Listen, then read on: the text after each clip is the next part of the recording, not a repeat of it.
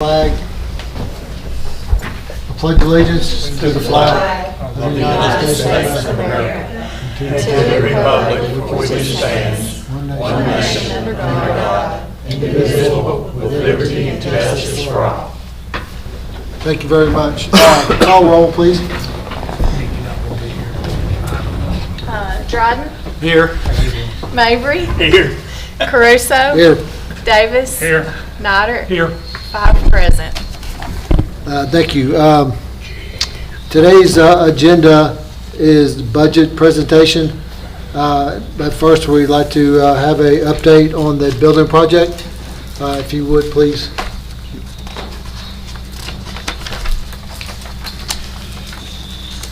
Good evening, everyone. Good evening. My name is Billy Hill. I've been to several of y'all's meetings, so most of y'all should remember me.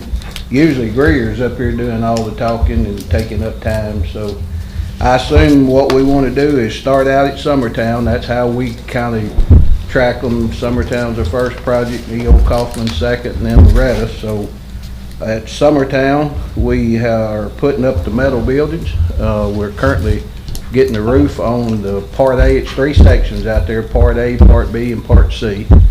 And then the renovations of the existing buildings, so it's really 4 parts. But we're putting the roofs on Part A, the bigger addition of all of them, and we got the split face brick almost finished on it, so the metal siding can follow the brick and the roofing. We've started metal studs on the inside while we're getting the roof on, and as soon as we are in the dry, we'll start hanging drywall and putting paint on block fillers and that type stuff. And we're doing plumbing overhead. We'll start plumbing overhead, and some of the electrical overhead's already being installed. On Part D, the split face is already finished. The red iron to the metal building is installed. All the masonry walls are installed, and we're ready to start putting the roof on it as soon as we get through with Part A. Part C, the red iron's there, and the block walls are starting later part of this week. And so, and then the renovations inside the existing kitchen is ongoing, and a lot of work in that part of the building. And we got some renovations to do in the existing cafeteria and the corridors of the Part A building that as soon as school's out, we'll start on all of that so that we can get that finished by the time school starts back in August. So, has anybody got any questions on Summertown before I move on to Kaufman? I know I kind of went through that real fast, but we really do feel like that we're going to be okay at Summertown on our time frame. The only material that we don't have lined up to be there is the kitchen equipment, and it's been promised to be there per our schedule. We just don't have that confirmed yet. And then the cooler and freezer we're not going to have till October, but there's a temporary cooler and freezer been set up out there, and the principal will continue using that until the new cooler and freezer gets here, and then we'll install it and disconnect that, and then that can go away. So How is the work to dollars remaining going? I'm not 100% sure. I thought about that sitting back here. I thought I should have grabbed the 3 files on that. I mean, the project looks good budget-wise. Of course, we're getting... Well, from your experience, I mean, do you think we're going to have money left over, or... I don't even want to mention the alternative. Yeah. I certainly hope, because that's our drive, is to, build the buildings. We give you the guaranteed maximum price, and then we hope that we're able to save money, so it's just crazy times right now, and it's hard for me to say how that's going to wind up in the end. And Well, it'll be okay. If you check, just let Mr. Atkins know. okay, all right, yeah. I think we can run a preliminary budget to see where we stand versus where the GMP is, and we can share that number.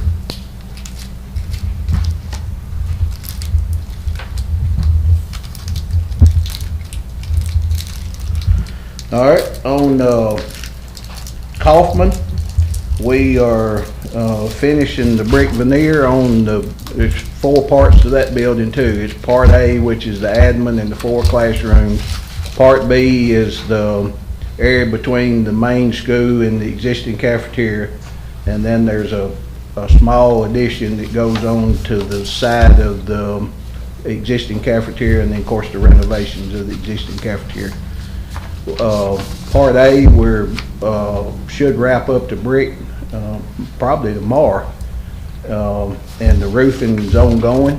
And then as soon as the roofer's done and we get lifts out of there, we'll be ready to start taking fences down and dressing up the site work, putting gravel down, and be ready, prepared for paving on that portion of it. Part B, we're setting bar joists out there on the area that's between the 2 buildings. Yeah, did you get my text? And Yeah, I'm fine. the plumbers are doing the underground on the small addition next to the cafeteria, and should wrap that up this week, and we get the floor poured on that starting next week. And the renovations to the existing cafeteria, I don't know if some of y'all's been out there, but it looked like a bomb went off in there. But it's ongoing. It's a lot of work in that thing. So I did announce in our last progress meeting, I think Mr. Tucker and the principal and some of them was there, that we're going to be really close on being able to complete that project by school time. But we're not going to quit trying, and we're trying to work extra hours and putting pressure on everybody to work as many hours as we can on Saturdays and weekends, or longer days. So we may come up short on having that one 100%. When y'all get ready to go back to school, I think we can have the admin area in the 4 classrooms. But I think where we're gonna fall short is probably the most important part that y'all need is the kitchen and cafeteria. But I think Mr. Brent has a game plan in the event that we're not able to get that project completed by the time school starts. So, any questions on Kaufman, or? Did we set in the contract a end date, or is it just open? Well, I don't think it's in the contract. We have a date in our subcontracts to the subcontractors, and I think it has July the 28th, whatever that last Friday is, on the last day of July, I think is what that is. That's just and kind of how this, how this worked is we bid it in May, got it approved in late May. We went through shop drawings and getting material ordered. Time we actually started it, I think it was July the 12th of 2021 when the project actually started. And you all had asked us to be done by end of July of 2022. So we really don't feel like that 12 months was really enough time, but I think that was the challenge that we had, and that's just been the date to that thing. It probably should have been a 14-month project instead of a 12-month project, to be honest with you. Do you charge your subcontractors a percentage over the date that you give? There is no liquidated damages on none of these projects. Yep. But we do mention that date to them every time I talk to some of them. I was at Kaufman all day today talking to subs, trying to get more people, like plumbers, got 2 or 3 guys out there, and we probably need 5 or 6 guys, and it's just the craziness of the world right now. People just do not have enough labor, and for whatever reasons, you can't seem to hire anybody. And we've been trying to find somebody as a temporary laborer that we could put on our payroll to just come out there and clean, and we can't even find that person. And we reached out to the 3 workforce place y'all have here, and they tell us that they don't do that for construction. They only do it for factories and stuff like that. So we can't find nobody to even come sweep a floor. So labor's tough right now. So All right, then Loretta, of course, the building pad got built, and we got the gravel down on top of it, got all the concrete foundations dug and poured, and we're getting blocks delivered now to start laying up to the 48-inch height all the way around. As soon as we get, we're waiting on some rebars, the reason we can't go no higher than 48 inch, and we're being told that that's gonna be sometime in June before we get that rebar. And we are gonna move on and start working toward getting the floor slab poured while we're waiting on those blocks, but waiting on that rebar. But the detention pond's in, structure showed up last week. We're ready for DOS to come back and put those in, and that's about where we're at out there. Of course, our challenge there, I guess, is to be finished in April of 2023, I think is our time frame on that one. So along about January, February, y'all might be asking me the same question, are we gonna be done in April or not? So What was the time frame more in Summertown? Summertown is the August. last Friday of July. Okay. Yeah. Now out there, I was out there yesterday 3 or 4 hours.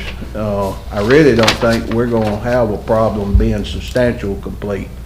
And when we say substantial complete, meaning they can use the buildings for what they was constructed for, but we may still be working outside, grading, putting grass seeds or sod, or maybe touching up paint, punch list items and that type of stuff, so we're gonna still be out there, but I think we can have the buildings where they can be usable by the 1st of August,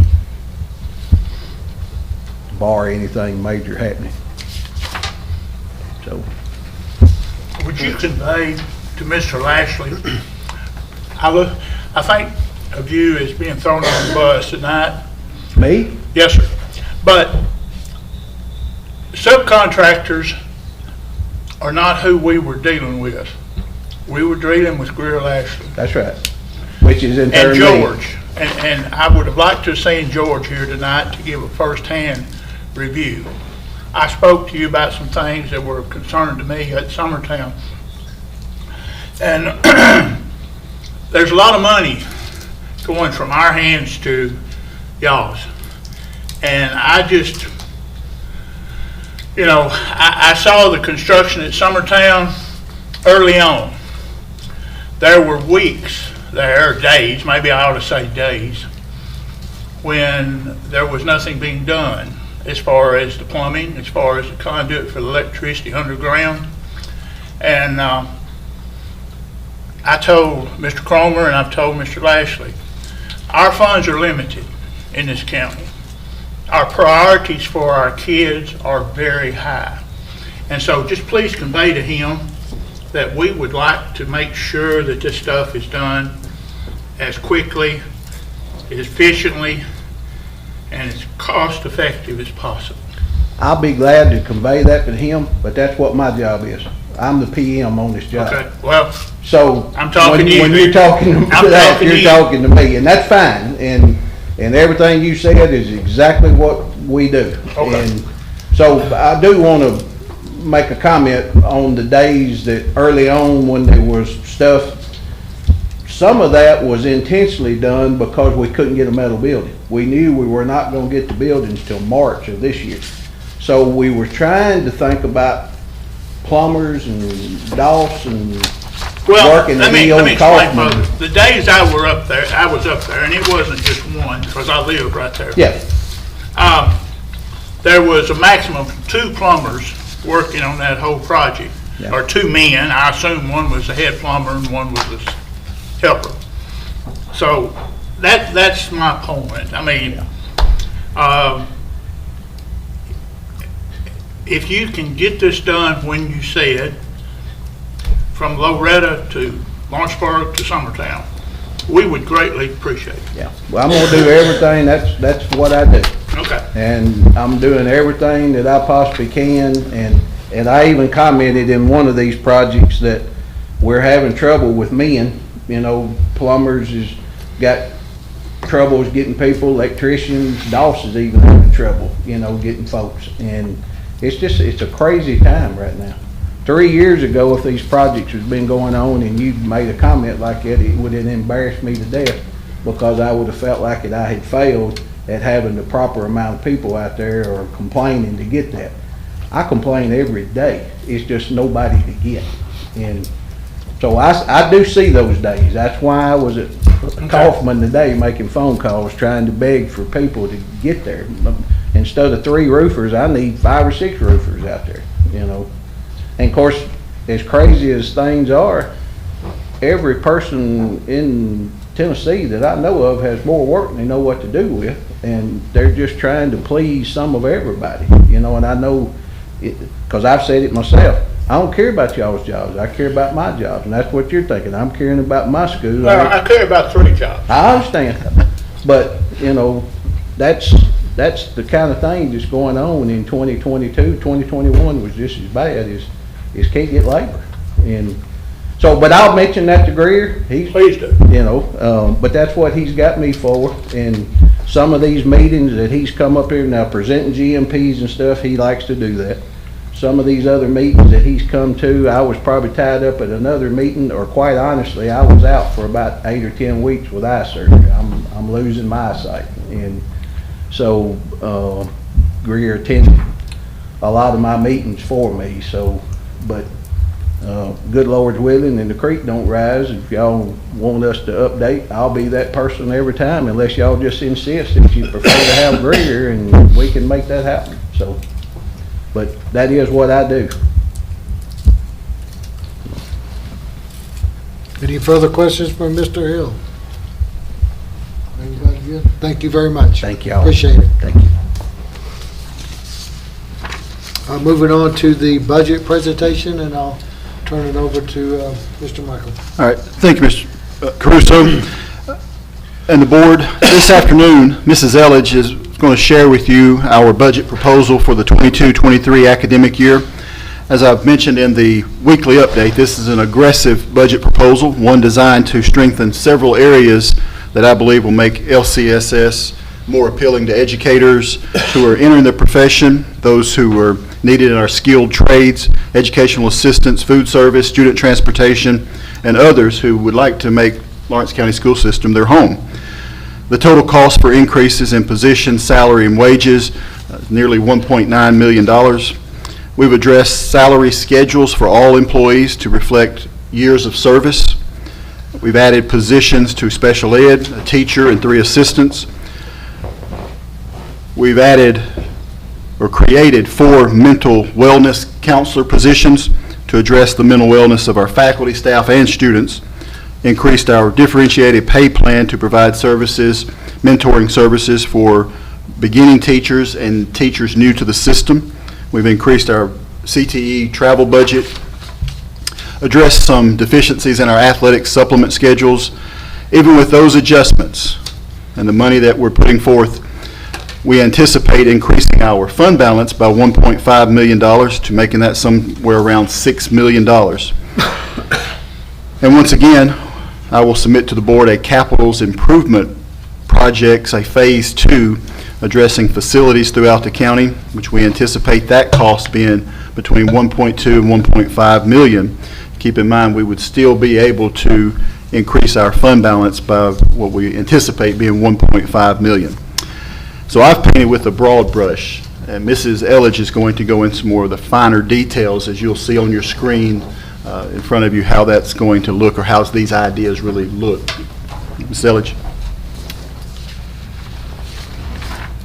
So you guys have the budgets, have the screen in front of you. So the first slide I want to just kind of draw your attention to is all the different budgets that make up what we're presenting to you tonight. You have the larger piece of the pie there, the general purpose budget, that is $54.8 million. And then you have some of the other smaller budgets, combined $65.3 million. But you have your federal projects, your school nutrition, an extended day program, and then the capital projects list that Mr. Atkins was just talking about. So total combined budget, $65.3 million that we want to present to you tonight. And some of the goals that we looked at as we were developing this budget, we had our principals, our supervisors and directors here from this office all provide us, based on the budget calendar, back at the beginning of the 22 calendar year, January, February, their request, kind of what they would like to see within budget, within each of their departments, within each of their schools. So these are the things that we really focused on: academic learning, social emotional learning. Employee compensation was a big thing that's hit really heavy within this budget, instructional supports, and then capital projects. And some of these things we've been able to do within federal dollars, within some of the ESSER dollars that you guys have seen and approved over the last few years. But a lot of these things will be addressed tonight as well. So we've been able to sustain existing personnel. We're not looking at making any budget cuts of any kind. Sustain programs, curriculum, some of the same things, and then add to our strategic goals around early literacy, college and career readiness, and supporting the whole child. And then again, continuing to capitalize on improving our academics and our facilities.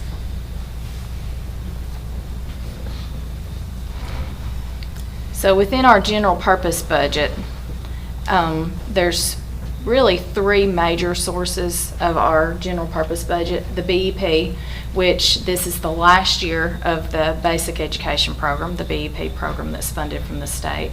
You know, the Governor Lee and his administration has now approved TISA. I don't recall exactly what TISA stands for. Tennessee Investment for Student Achievement, I believe. So that will look different for us next year. We believe in a positive way. So looking forward to that. But this is the final year of the basic education program from the state of Tennessee funding. And then the other sources that makes up the biggest part of our general purpose dollars are property taxes and sales tax revenues. So of the $54 million that's presented before you tonight within our GP budget, we're at $41.8 million comes from the BEP formula.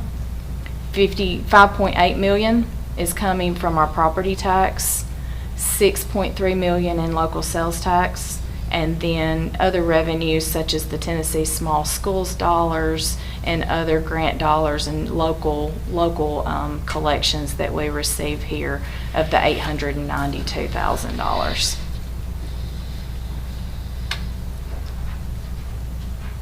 So our total general purpose budget is at $54.8 million.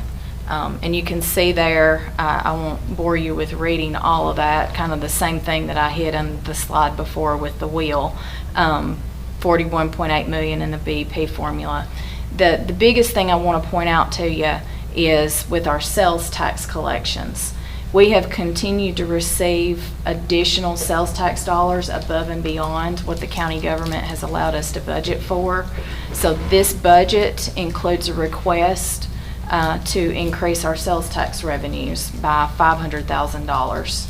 So we're prepared to make that request to the county government to increase our maintenance of effort.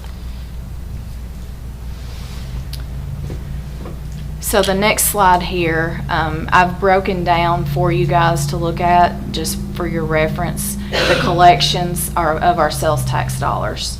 Right now in this current school year, 21-22 school year, we have budgeted $5.8 million in sales tax. And you can see there, we still have 3 months to collect to finish our fiscal year. But if that stays on track, we are set to collect about $2.5 million in excess of that budgeted amount.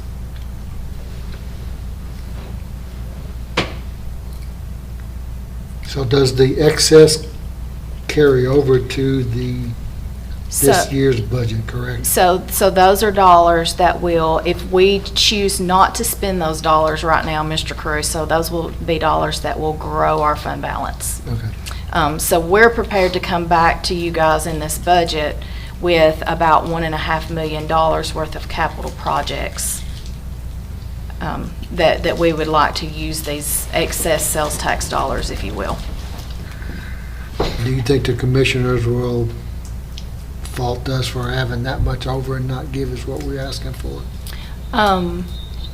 I don't believe so, and I say that because I feel like we're doing good work with those dollars in the list of those projects, because we're making the request to allow an increase of $500,000, which would allow us to budget those dollars as reoccurring dollars for us by increasing that maintenance of effort. But then on the other side of that, we want to do some of those one-time capital projects as well.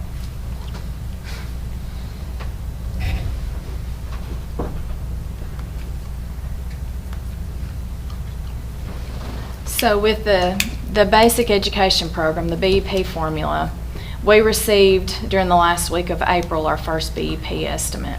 And last year, the state had a hold harmless provision in the formula that allowed us, due to COVID, if we saw a drop in enrollment, we could claim the highest ADM number from the previous year, or whichever the two would be the highest year for us.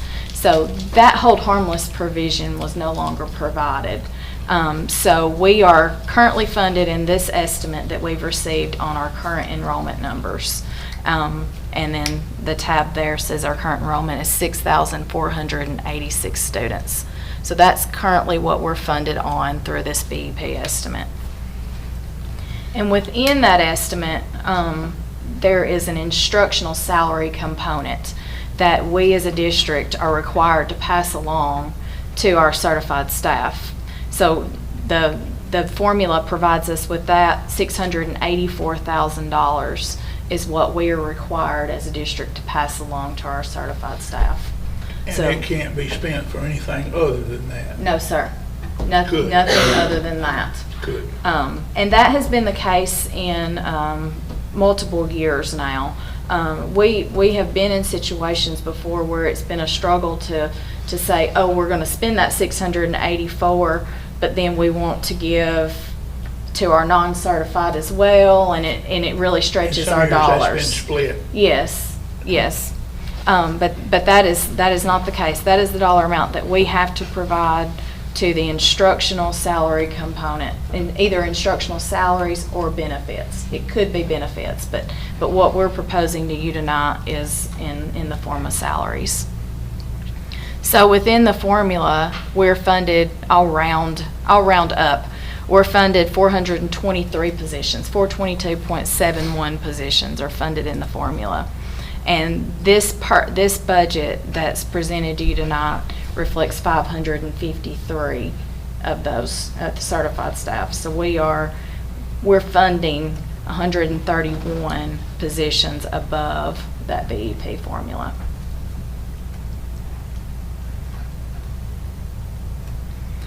So that is really the gist of our revenue dollars within the general purpose budget, 54.8 million. Do you guys have any questions around any of that? So the 680, what was it? 684,000. Okay, so that will help alleviate or give relief to the funding of all those extra, Yes. or the additional, I should say, positions. Yes. Okay, that's Yes. great. So how we spend our money, I always pop this dollar up every year because it's an eye-opener for me. It's always interesting to kind of look at. So for every dollar that we have within our budget, we spend 85.3 cents of that dollar towards salary and benefits for our people. 3.9 cents is going toward contracted services. 6.3 cents in supplies and materials, things that's going into those teachers' classrooms. Other charges, right at 2 cents. And those things include property insurance, liability insurance, work comp insurance, things of that nature. And then 0.4 cents is going toward equipment and capital projects. And then our payment to debt service around the EESI loan and the ESG project that we have, 2 cents of every dollar is being going toward What are that. some examples of contracted services? Contracted services may be things like in our special education department where we have contracts with King's Daughter for students that may be transported there and need some additional services. It's all student-based. Not necessarily. It could be things such as we've contracted with, I'm going to make one up because I can't think of it. It's not coming to me. Yes, well, yeah, we do have a speech therapist, occupational therapy in our SPED department. But it could also be things like in our maintenance department. A individual coming in and pouring concrete. So it could be maintenance type things as well. Things outside the maintenance department. Yeah, it's not necessarily all student-based.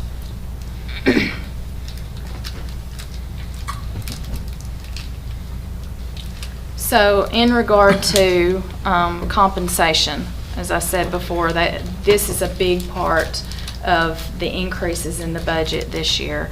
Over 85% of our budget goes towards salary and benefits. And this budget reflects 553 employees who are paid on a certified scale of some sort. And I referenced the $684,000 that we are required to give through the BEP formula. To provide, based on our salary schedules, the way they're currently set up, you may have an employee with 5 years of experience that next year will go from step 5 to step 6. The cost to provide that step increase on our salary schedules is currently $244,000 for next year. And so there's 354 people who will receive that actual step increase. But in addition to that, we are proposing to add a $2,000 step to all of our teacher system-wide salary schedules. And the cost to do that is almost $1.3 million, $1,286,000 to provide that step increase. So as Mr. Atkins was referring to, we feel like that is an aggressive move. Right now, and I'll go to the next slide to show you the dollars. I know this is small, so I apologize. Currently, our beginning teacher is making $39,040. So what you see here in front of you is that raise, $2,000 added to every step on the salary schedule. So that would put our beginning teacher pay a little over $41,000, $41,040. And the right side of this document here shows you the percentage. If you were to take that old rate, the current teacher salary, and add $2,000 to it, what would the percentage raise be? So you can see that percent there. So for a beginning teacher, it's almost a 5% salary increase. So one thing that we as a district, we have to work toward with the new TISA funding model is by, you correct me, 2026? 2026. By 2026, we have to get to a beginning teacher rate, pay of $45,000. So I feel like we've made a big stride in doing that with this proposal here. Just for the sake of knowing, how many years has it been since they've had a county raise? 10? I think the first year I came on, they got 1.5%. I guess I don't necessarily look at it with it being state versus county, state versus local, because I feel like it all goes into Well, one it pot does, now. We're required to give the $684,000 Right. from the state, but then what we're proposing here is almost $1.3 million. For the county additional. So I guess I look at it like I mesh the I two think it's been that long ago together. before it's been actually designated as a county raise. Yeah, That's good. yeah.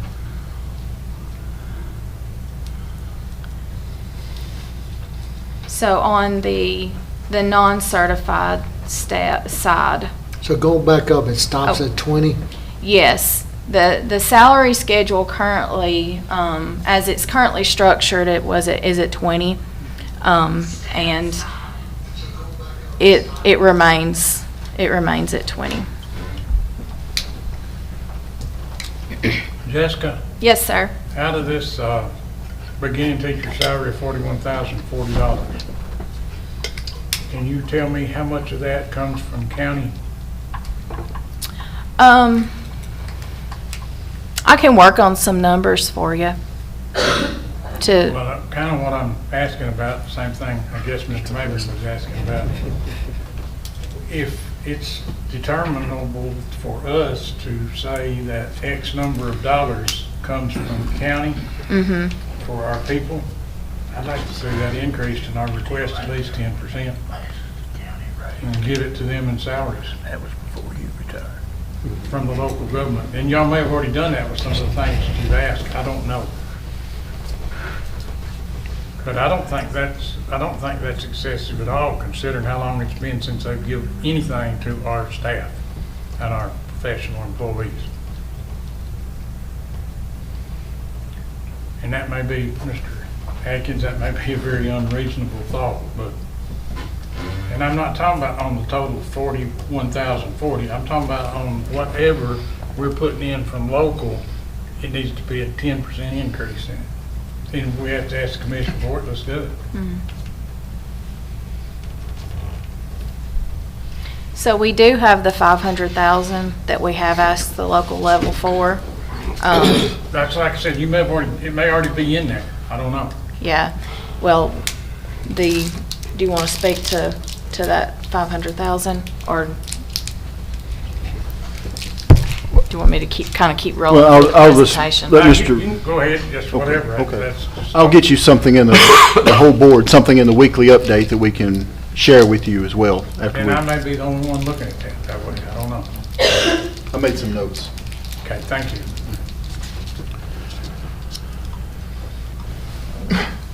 So with our non-certified staff, currently, this was one thing that I've heard from the board in years past, things that we've heard out in the schools. Currently, the hourly rate of pay is the same for our non-certified staff regardless of the number of years that they work with the district. Once a year, we would provide a longevity paycheck to an employee who had 5+ years of experience. And it would range somewhere between $250 to $750 depending upon the years of service. And so we're wanting to restructure that longevity pay to take that paycheck out, no longer provide that to our non-certified staff, but establish a hourly rate of pay based upon their position and based upon years of experience with the district. And then we also it was important to become more competitive with industry out here, just like Mr. Hill was just referring to, not being able to get labor in the workforce. So just trying to be more competitive around that. So the next slide here, and it's small too, so I apologize, I was just trying to get it all on here. So the next slide is each of the different groups of staff: educational assistants, bus drivers, custodians, system secretaries, bookkeepers, you name it, they're on here. It's a 6% salary increase for the majority of them across the board. At a beginning, let's just take an educational assistant as an example here. An educational assistant currently is making $10.78 an hour. We're looking at brand new educational assistant off the street next year receiving a 6% raise. In addition to that, if they have 6+ years of service with the district, they're going to get an additional 25 cents an hour. They'll go from $11.43 an hour to $11.68 an hour. If they have 11 to 15 years of experience, they would go to $11.93 an hour, and 16+ years of experience to $12.18. So everyone would receive the 6%, and then the others who have the additional years of experience would receive well over that. Just wanting to reward our people as a thank you for being faithful to our district. And, Mr. Chairman, the board, that was something that I heard from numerous employees when I'm visiting schools. I'm speaking to cafeteria, maintenance, custodians. Would just simply ask, do you think it's fair that I've worked 20 years as a cafeteria worker and the person hired in 2 days ago makes the same amount of money as I do? And I think we all know that. This was our first attempt of putting these tiers in, with hopefully adjusting those tiers in the future to reflect more pay for our folks as well. But this is the genesis of that. We're starting somewhere, and that somewhere is a good spot for our people who want to work for us. They want to be a part of the school system. They want to work with kids, but they also have to be able to live, and they've got to be able to survive out there, and we want to do our part to help them. So I think it's something that our employees have asked for, and I'm hopeful that we can make that happen. Yes. This is a 10-month scale, correct? In most situations, there's a few that will reference 11 or 12 months, but yes, most of these positions are 10 months. And I'd just like to say, this is certainly a step in the right direction. It's actually something that I requested or asked to be considered when I first came on the school board. It's very important, and I commend you for this.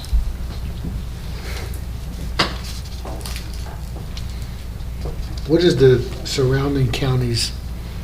Did you get that input, or you just threw numbers and went with them? Yeah, we're slightly ahead of some. We're maybe a little bit behind others. It varies. It really depends on what county you look at. But in our core region, this is very competitive with the core region. The 16 or so counties that make up the South Central core, it's competitive, and in many cases, it's far exceeds some others.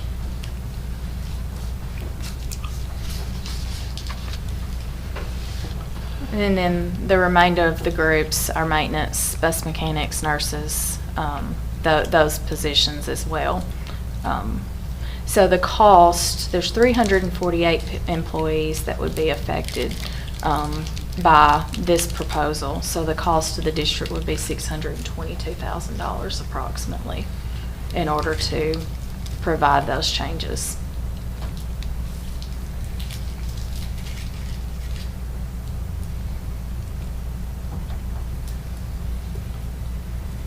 And then the athletic supplement changes, I've listed the supplements that we're requesting a change to, provided the old percentage and what it has increased to. High school athletic director, volleyball, soccer, assistant volleyball, and then a middle school athletic director and middle school cheerleading. Those are all changes that have been requested.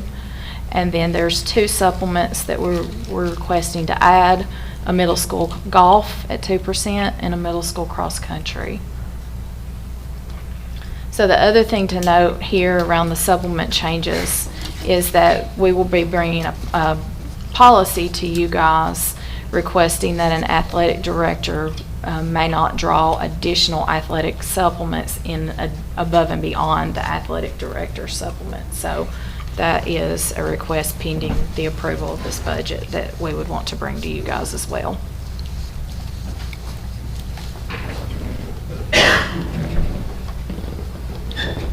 On that, does that mean that, like, if I was athletic director and I was coaching baseball, I can't draw a baseball supplement?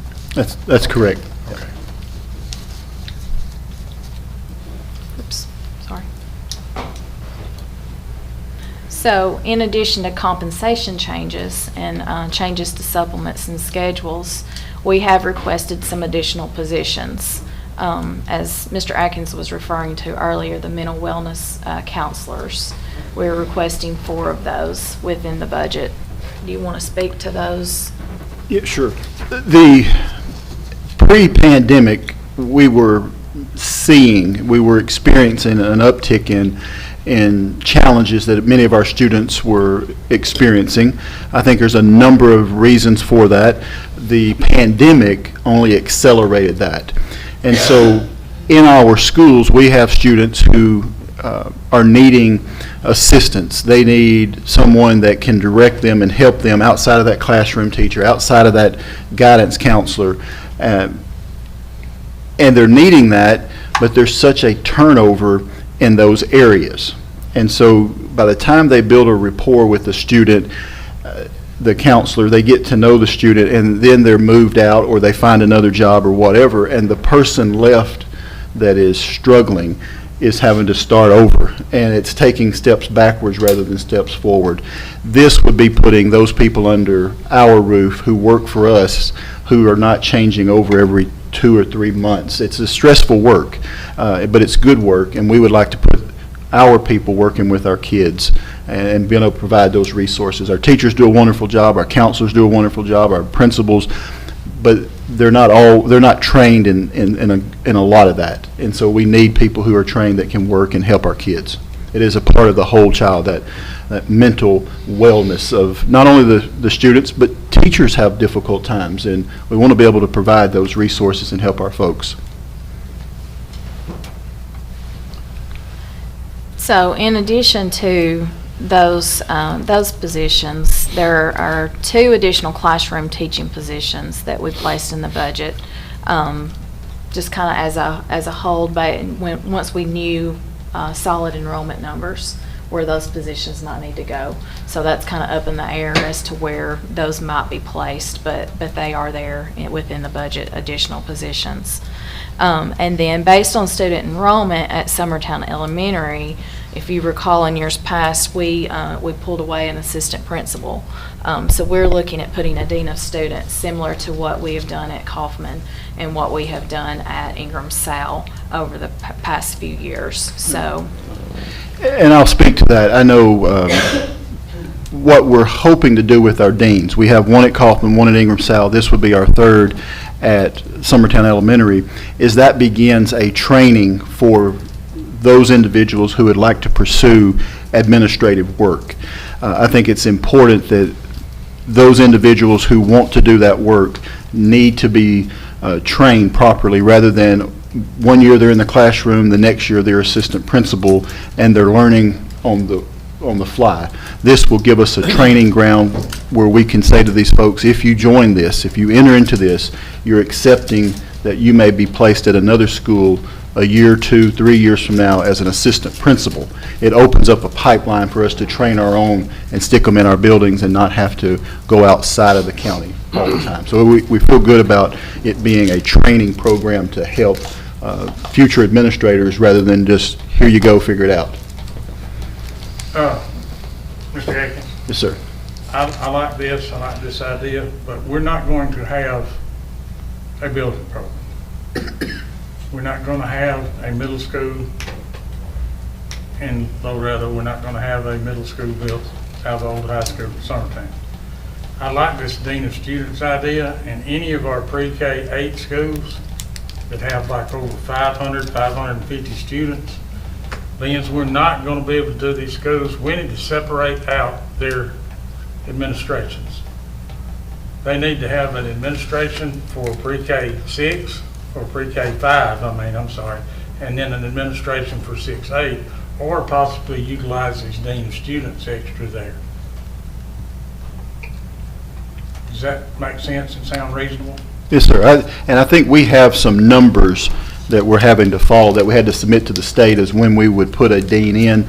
But I think you're getting a little more breaking that down and having a school within a school concept in many ways. I think that's something that we would look at going forward. And that may not be a Dean of Students. It may need to be totally separate administrations for those 2 areas. Yep. Because that's an impossible task. Very difficult. Yeah. Getting back, go ahead. Now, Go ahead, Bob. What is our estimated growth for next year, student-wise? We were just looking at those numbers yesterday, and Mr. Snyder, I do not recall the number, but I know from the BEP projection that we received, we were up on that projection around 75 students countywide from the previous year. But I don't know what the other enrollments are. I'd hate to give you a number and not be accurate, but I will get that number for you. Thank getting back to the dean of students, we need to, and I'm sure y'all thought this out, but be very careful of how we word the dean of students if that person should get into that role, that, okay, you're dean of students, but it's not going to guarantee you a position as an assistant or principal in a different school. So if we should happen to overlook a dean to hire somebody else for an assistant or principals, this dean doesn't come back and say, hey, listen, you, if I get this position, you promised me an assistant. You see what I'm saying? Sure, sure. We don't want to get in our situation to that. Yeah, we're going to manage a lot of the deans, and we have so far from the central office, with the clear understanding that you're joining this position to be an administrator in this county, not at this particular school. And if you decide that you do not want to be an administrator after doing a couple of years of the dean and you back out, that's one thing. But if you remain in that dean position and then an opening comes up and, well, I really don't want to go from one part of the county to another part, then we're going to have to remove you from that dean, because that dean is a training ground to have those APs ready to step in and help lead a school. You just don't get to stay in that position. It is an advancing, a stepping stone position. That answers your question. So the next position on the list is the STEM coordinator, and this is really not a new position to you guys. It's been funded by grant dollars in times past, in years past. So those grants are going away, and so we are requesting to pick that up within our general purpose budget. I know you guys have seen the value and seen the work that Ms. Anne-Marie Lambright has done for the district. And we just today recognized STEAM designation for Etheridge Elementary School because of the great work of Mrs. Lampright. And as I was speaking to her as we're getting ready to go up on the stage, she was asking me, now, what school's next? What school do we want to do next? And I said, whatever we do, we've still got 11 more to go. So we're going to get there. She's working on that already. And then a couple of changes within our special education department. We have a coordinator in our SPED department that we're requesting to move to a 12-month supervisory role, and then one additional special education teacher. So there are two changes that we're requesting to staffing within our special ed department.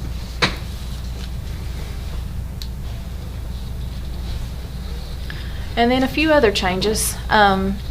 3 additional educational assistants within the special education department. 1 custodian based on the square footage change at E.O. Kaufman Middle School. With the building program, we feel like they need an additional custodian.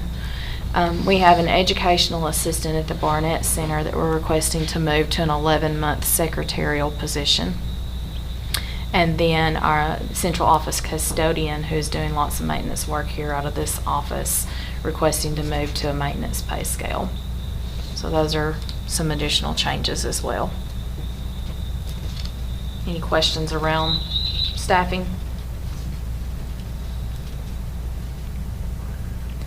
And then along the lines of our insurance benefits and health insurance, we have not received any updated numbers from the state around premium increases.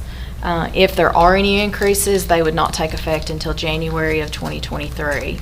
So I have budgeted a 2% mid-year increase. Might not be necessary, but that estimated cost of $72,000 is included in this budget.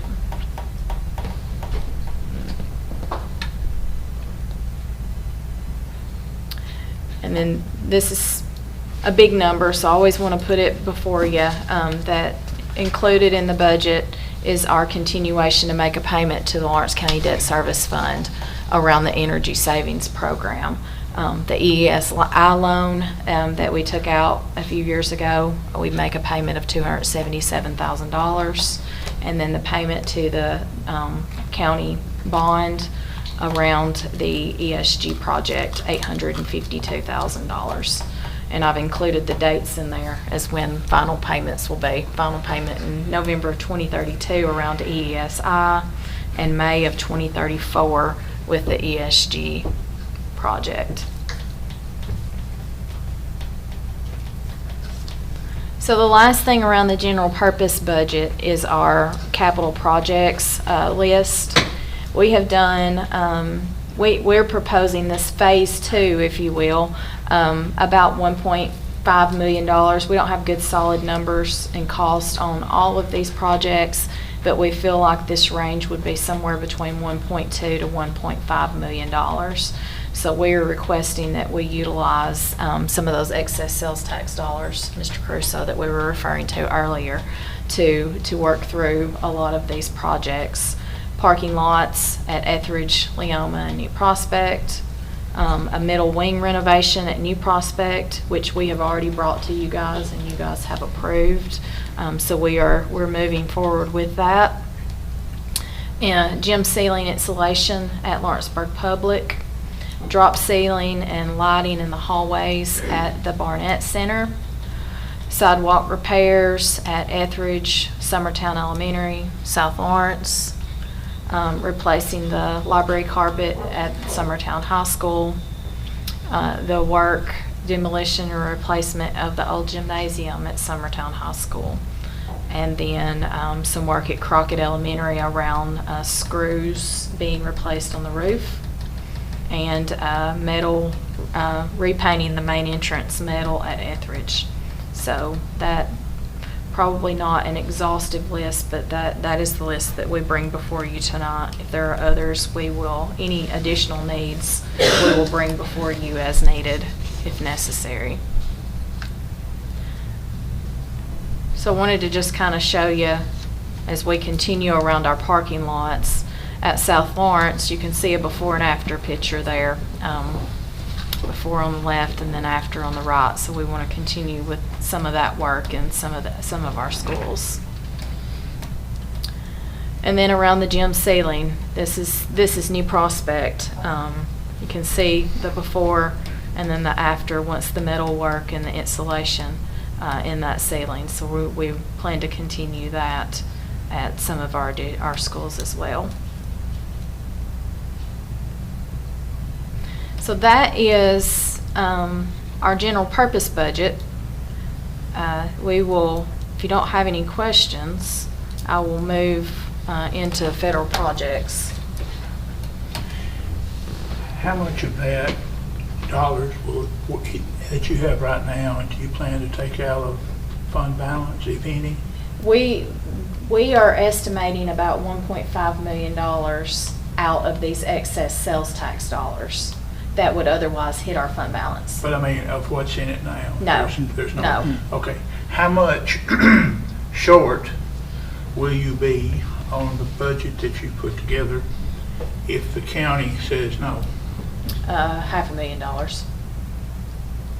If the county says no to our maintenance of effort increase, To the increases you've asked? $500,000, that all? 500,000. Yes, sir. Okay, one more. What do you anticipate in the fiscal year fund balance being? We're anticipating it being around $6 million at the end of this fiscal year. Sounds good. Or I know the county commission had this requirement. Is the school board required to have a certain percentage in fund balance? Yes. Based on total budget? Yes. We're required to have 3%, which would equate to, for us, about $1.8, $1.9 million. Now, we have always operated under kind of the umbrella of we want to have enough in our fund balance to meet 1 month's worth of payroll. Yeah. If there was some unforeseen issue that arose and the state failed to send us a BEP allocation for the month, then we could make it for a month and That's still one of the good continue to reasons pay for that, our of course. employees. Yeah. Yes. So that $4 million mark is about where I'm comfortable. I personally would not want to dive any deeper than that. No.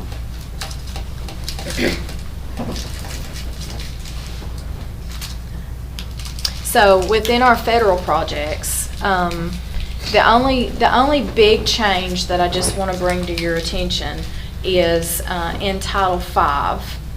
In order to be eligible for Title V, the system must have at least 20% of the children coming from families below a poverty, with incomes below poverty line. And so as a district, we dropped below that 20% poverty line. So we will no longer receive Title V funds. That's about $150,000 that we have lost for this upcoming school year. But with the exception of that, our federal projects are really a continuation of existing personnel that have always been in there.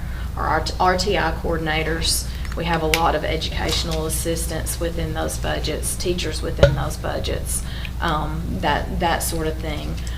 So we're really just requesting for you guys to approve with a continuation of our personnel within those budgets. I just wanted to draw your attention to that Title V.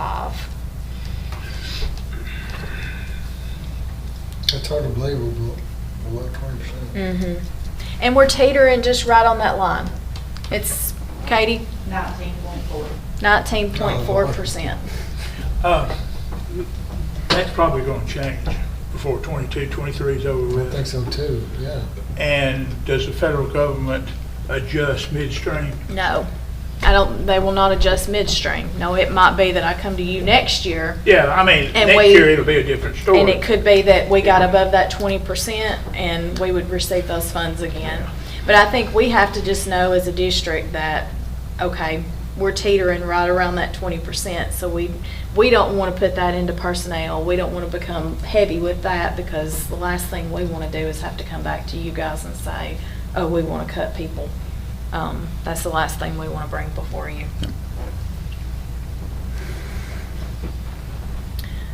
And then with our extended school day budgets, these are before and after school care for students. 5 of our schools provide these services. They're all self-supported. Parents pay, and then those dollars that we collect in revenues, we pay our employees to provide those services before and after school. And in some cases, most of these schools operate a summer program as well. But that budget is $149,000 that we're asking for your approval. So these budgets, we feel good about. We feel like everything's balanced. What we've provided to you tonight are balanced budgets. Feel like it's hitting goals, things that we've heard from you guys, things we've heard from the schools, things we've heard out in the community. We're really working to make the schools the best academically and make them look good as well with our capital projects. So, do you guys have any additional questions? I want to say, I say this every year, but especially this year going forward, you did an outstanding job. This is really what the school board wants to see going forward, especially for our teachers and for our custodials and non-professionals. So, Mr. Atkins, and please convey congratulations to your class, to your staff, and they did an outstanding job. So We have to get it passed through commissions, and that's always a tough sell. But I think this right here will make it easier on you guys when you present. So I do want to allow Kenlyn the opportunity to speak to her food service budget. I will put it up here on the screen for you guys to see. Good evening. We do have our food service budget in front of you for next school year, and remember, we're a self-supporting entity, so our money comes from the reimbursements that we receive and the money that the children pay for their meals. It does have proposed raises for the school nutrition staff, which has been shared with you, and we're also asking to be able to move one of our current employees up to an assistant manager if the school doesn't currently have an assistant manager. Our revenue is based on 170 serving days. And as of right now, USDA is not extending the waiver that we've had for the last 2 years under COVID, where all the children get to eat at no charge. However, I'm very excited that they have been able to say, We've had flexibility this year on choosing what date to certify schools for community eligible provision. So based on this, we were able to qualify all 12 schools for 1 year to operate CEP, which is the community eligible provision, where we get to feed all children at no charge, regardless of eligibility. So we would not have to take applications next year. I know, I'm so excited about this. I think it's very beneficial for the families because I know families are struggling right now, and we can commit to this for 1 year. However, just because the children are fed at no charge does not mean that we're reimbursed for free meals for all the children. So there's a formula for that. So we would receive about 73% free reimbursement, and the other reimbursement would be paid at the paid rate, and there's a very big difference between those two. Speaking of reimbursement rates, they have not been set for next school year yet, and so what I've had to do is go back to the last time we were under the National School Lunch Program and the National School Breakfast Program, which was 1920. So those are the rates I've used. I'm hoping that those reimbursements will be bigger than that, but there's no guarantee. They usually come out with those rates sometime July, sometimes even August. It just depends. We may have to adjust adult prices if the commodity or reimbursement rate goes up, but again, those have not been set yet. And then if you'll look under the revenue category, you'll see that we've added money back to the USDA school lunch program and breakfast. Previously, under the waiver we've operated under the last 2 years, it's went under a different line item. And then right now, we've applied for 3 schools for the fresh fruit and vegetable program for next year. We only had 3 in the county that met the qualifications, but we haven't found out yet if they've actually been awarded those grants. And then we also added money under USDA Other because we received an equipment grant for South Lawrence, and that will be paid out of next year's budget. So also under expense, there's increase for cafeteria personnel for the new raises. And then we've also kept a lot of money in the food line item just because we really don't know what to expect next year. Prices have been all over the board this year. They've increased, it seems like, almost every month. And I don't know what to expect with next year for the market. We also added more money to the other supplies and materials. We've had some of our paper products and chemicals go up more than 100% this year. Normally, I do present a balanced budget to you, but because we want to implement the CEP program next year, it will hit fund balance a little bit, but I do have that to cover from my fund balance. Does anybody have any questions?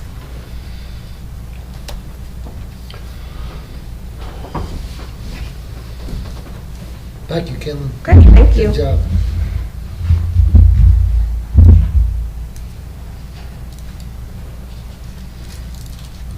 Anything else?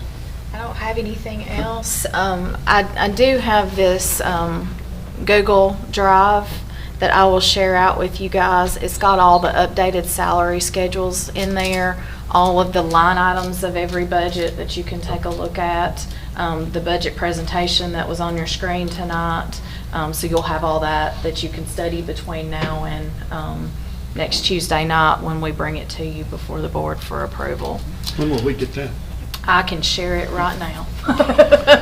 No Before we leave tonight, I can get it to you.